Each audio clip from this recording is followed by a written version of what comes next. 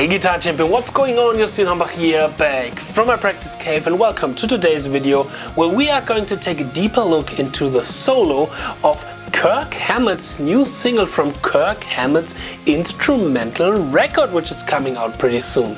Alright, let's check out the solo and then we're going to take a deeper look into it, because I can guarantee you it's worth it. Here we go.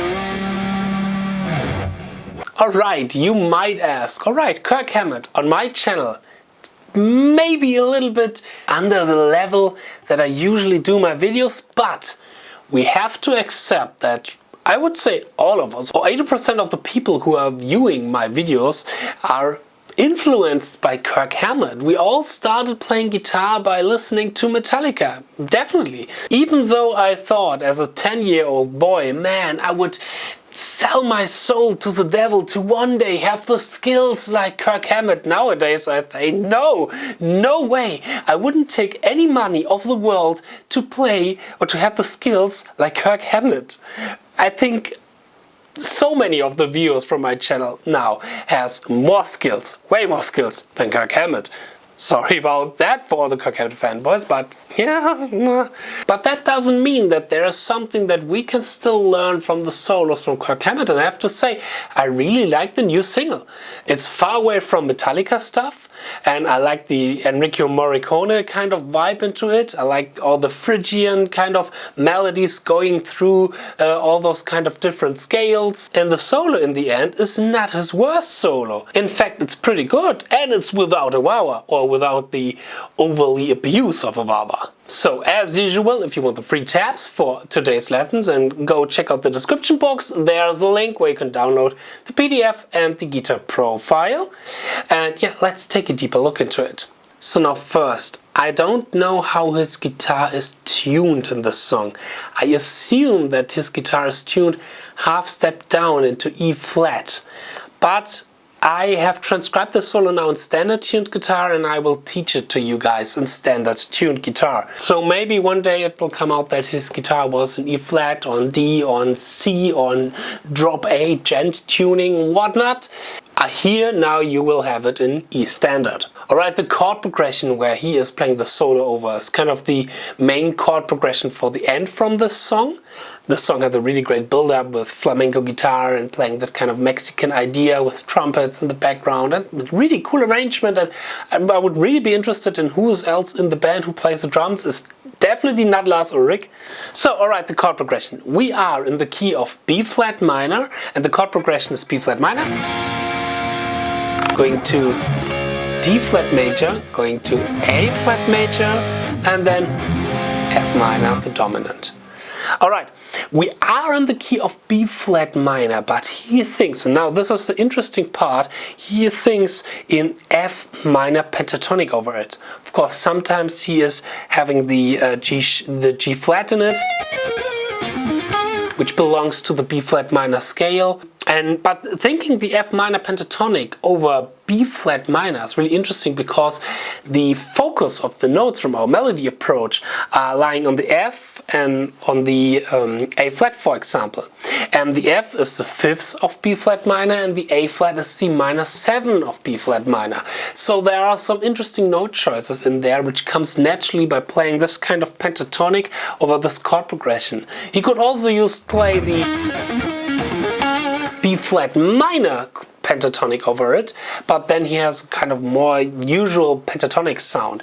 It's a trick that in fusion music, for example, is used a lot, playing different pentatonics over a certain chord progression. For example, Scott Henderson teaches this a lot and plays this a lot, so it's really common in the jazz and fusion kind of sense. I don't know if Kirk Hammett knows that, but yeah, it's a really interesting kind of scale choice here. Alright, we have 8 bars in this solo, and I will go through each bar alone. And yeah, let me play the first bar for you.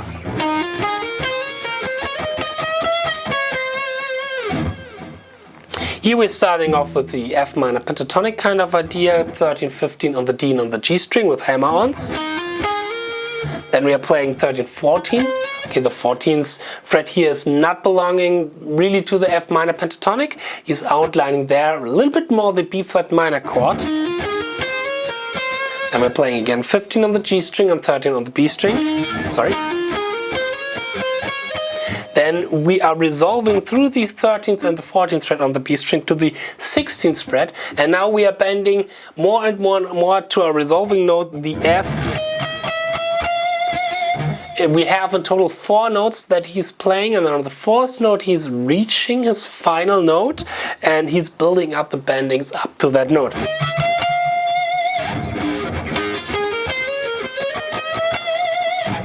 Then he's instantly releasing it. I'm playing again 14 and 13. So again the first bar.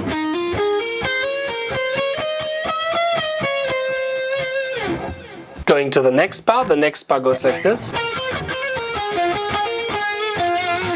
Slow.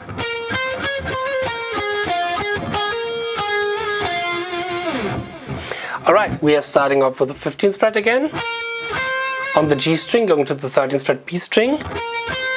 And then he has a dead note in his solo, and I assume that he wanted to play the 14th fret on the B string, but really didn't reach it or really didn't grab it right, so we have more kind of a dead note here. I don't think that it's intentional. I think it's kind of more a little mistake here and there, which is totally fine. But when I covered it, I played the 14th fret here. I don't think that it's necessary to play it exactly like him and all the mistakes that he's doing it the same way, because I don't think that this one was intentional, that he was thinking about this one, doing that in the solo. So I think the melody that he actually wanted to play was with the 14th fret on the B string. Then we have a little triller between 13 and 14 on the B string. Then we're going down the pentatonic through the B flat, going to the A flat, going to the F, so 15th fret G string, 13th fret G string, and 15th fret on the D string. Then we have a really cool rhythmical idea where we're going from the 13th fret G string with a fast hammer on to the 15th fret on the G string, resolving back to 13 and resolving to the F. So again, bar number 2.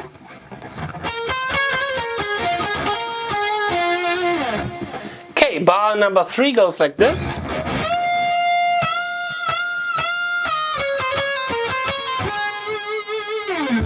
First again we have our bending from the 16th fret on the B string to the 18th fret on the B string, resolving into the F, the 5th of B flat minor. Oh wait, actually, sorry, I was a little bit mistaken here. It's already bar 3 and 4 that we are now playing, because bar 3 is only the bending. And bar 4 is this little melody. We're playing again 13, 14 on the B string, 14, 13 this way, going to the 15th fret on the G string, 13th fret B string. Again, pull off from the 13th fret B string to the 13th fret B string, resolving into the 13th fret on the G string.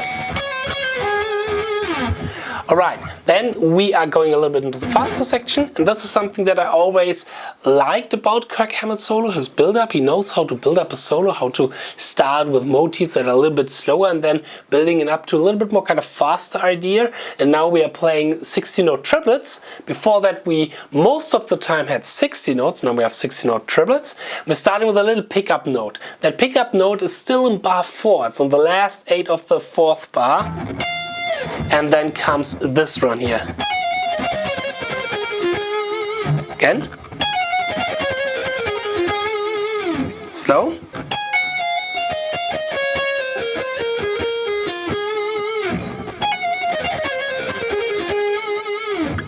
Right, and here we are starting off with the 16th fret on the E string, and now we are playing a little bit more, or we're outlining a little bit more the B flat minor scale, but starting on this F kind of Phrygian scale shape, but it's not Phrygian. No. Just because we're playing the scale here doesn't mean that we are Phrygian. No, we are still in the B flat minor scale. Alright, so we're starting off with the 16th fret on the E string, and we have now a motif in 3. So we have 1, 2, 3, 1, 2, 3, 1, 2, 3. Right? So we have 16, 14, 13, 14, 13, 16 on the B string, and then 13, 16, 14 on the E and on the B string.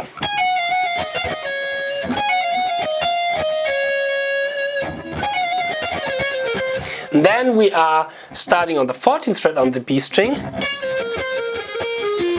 and playing again this motif in 3, but expanding it a little bit more into the F minor pentatonic. So we have 14, 13, 15, 13, going back again to the G string, 15, 13, and then 15, 13 G string, and 15 on the D string. Now we are playing again 16 notes, and we're playing now this last line of bar number 5.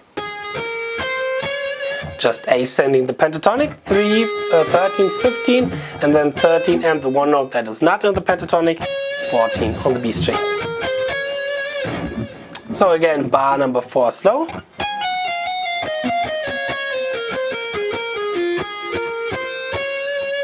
little bit faster.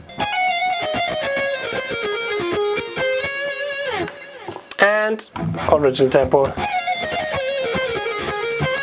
Alright, there's one thing in that bar which still kind of a little bit confused me, because I think that before we are going from here to, I think that he has the 13th fret in between that, so that he's actually playing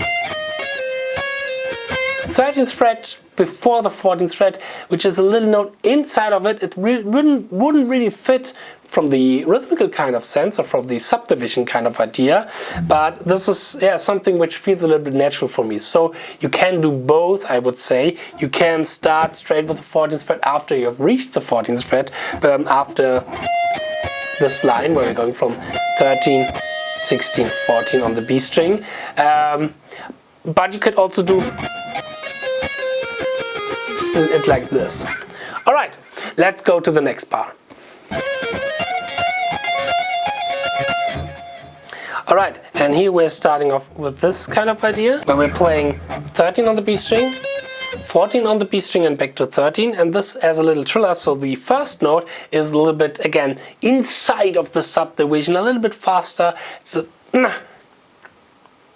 note that is pushed inside of the subdivision, but not really fitting to the overall sense of 16-note triplets. So it's a little bit faster, all of this triller compared to the rest of it. Then we're playing 15 on the G string, 13, 14 and 16 on the B string. Then again 13, 14, 13 as a triller.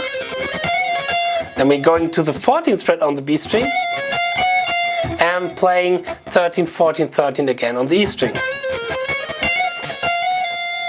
Now we are developing a motif that he is continuing in the next bar, and it goes like this.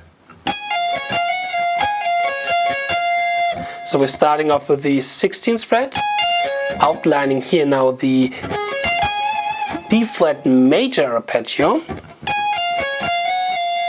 and then we are going to 13, 14, 13 on the E string, and up next we have again 16th fret on the E string, 13, and then we're playing 14B, 13B.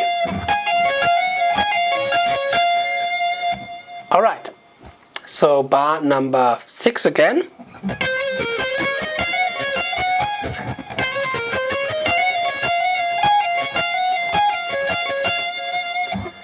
Now, as I've said, the last idea is now the main motive for the next bar. The next bar slow goes like this.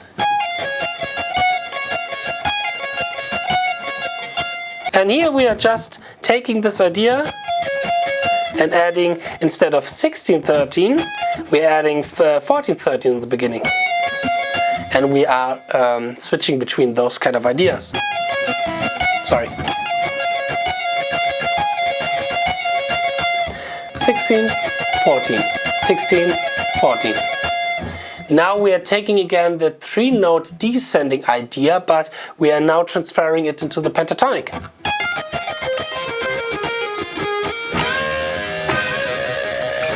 Okay, and this is the last bar, bar number 8.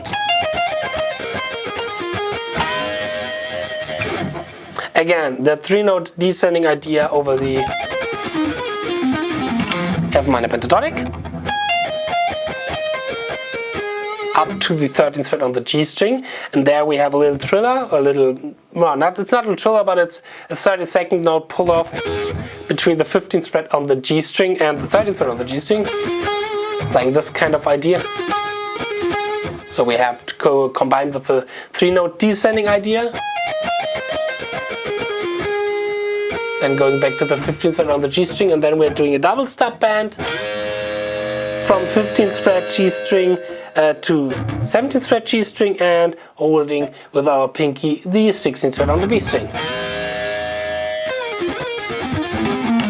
Alright, and those are the 8 bars of the new solo from Kirk Hammett. Again, I think it's a really cool example how you can expand your pentatonic ideas by using a simple pentatonic, by not playing it over the actual scale root note like here in the B flat pentatonic, but instead choosing a different position for the pentatonic, a different starting point, and there through the natural pentatonic playing resolving more to this note and that note, and therefore we are creating some sort of new sound over that.